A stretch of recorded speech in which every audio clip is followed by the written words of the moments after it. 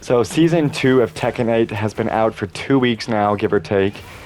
And man, what can I say about Tekken 8?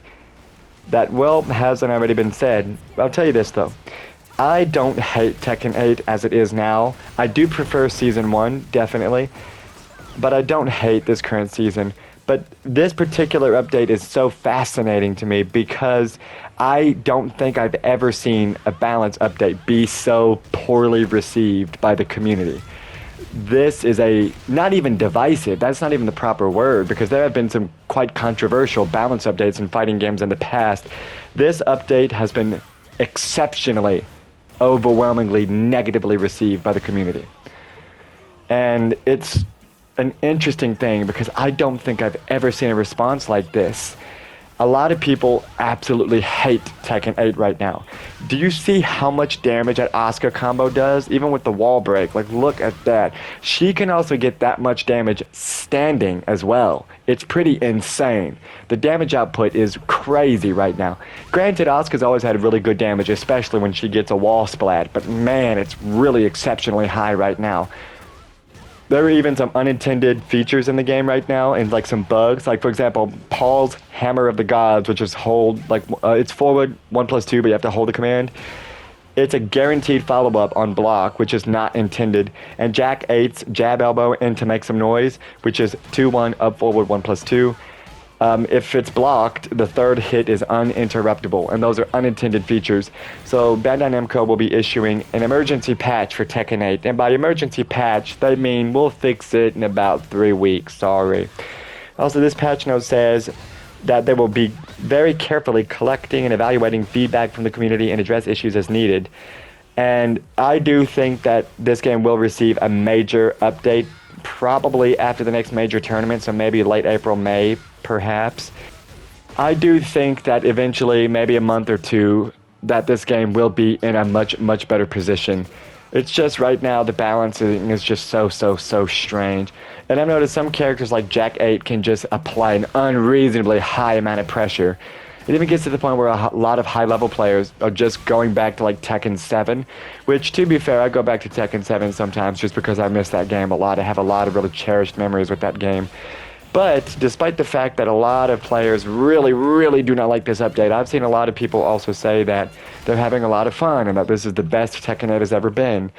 And, you know, this ultimately just boils down to a matter of opinion. But I really do prefer the first season of Tekken 8. I don't hate this game, absolutely not. I still think it's a cool game. But I just don't think I've ever seen the response, because even like historically controversial fighting game updates in the past, somebody was really happy about it, and it was just like a small portion of the community that was upset. But when it comes to this game specifically, a vast majority of the community just hates it. And I can kind of understand why, you know. I've always had the philosophy when it comes to fighting game balancing that you should just kind of leave the top tiers alone and you should buff the mid to lower tiered characters. I've always thought we should prioritize buffs over nerfs. That does not mean buff everybody. Keep the top tiers the same and buff the weaker characters. I think the only time you should nerf a top tier is if they have something that is just blatantly unfair, right? But it seems the approach that Bandai Namco have taken for this particular patch is to just buff everybody. Even characters that really did not need anything, such as Nina, they buffed her even further, so she's better now. Ever since Tekken 8 was first released, Nina has been among the best in the game. And I was convinced that they were going to nerf Nina. I was convinced it was going to happen. She's always had really good damage output. I believe her damage output was slightly nerfed a little bit, like halfway through Season 1. I think around the time they added Lydia. And they buffed Asuka's damage output, so that was nice. But I was very concerned about what they would do to Nina. But no, they buffed her. They made her even better. She was top tier when the game first came out, and that has persisted. She is still among the best in the game. I think June is also very good now as well. So Asuka can do like 100 damage from a standing combo now. Her damage output has always been pretty good, well, after she was buffed the first time.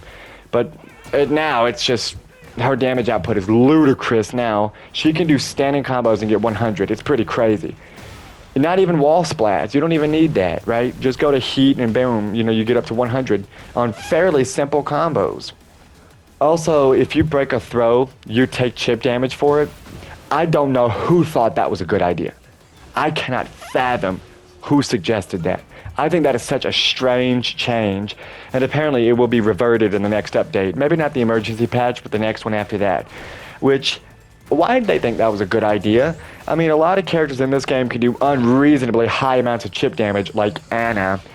And, chip damage is becoming kind of a big deal now. One of the biggest concerns we had about Nina was how much chip damage she can do while she's heat engaged. And now it's Anna that can do ridiculous amounts of chip damage, right? So that's an interesting thing to consider as well. Also, you can now crouch from a heat engager, which I've never seen anybody do, because I don't think people really care that much, to be honest. But yeah, you could do that. There's Anna, what do you know? So look at that chip damage. Am I right? Also, the changes to the key charge system is a little weird. Instead of giving you a counter hit property, like a guaranteed counter, now the next attack will just do an extra 50%, which I don't know why they changed that. It's so strange.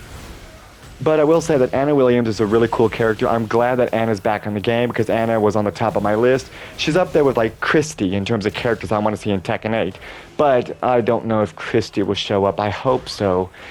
But it's a shame because Anna's a really cool character and she's being overshadowed by the less than stellar reception of this balance update. But as I mentioned earlier, I do think the game will be in a much, much better shape in a few months. We just have to give it time, let the developers kind of iron everything out. I'm sure a few months from now, we'll look back on the Season 2 fiasco and thought, man, look how much better it is now.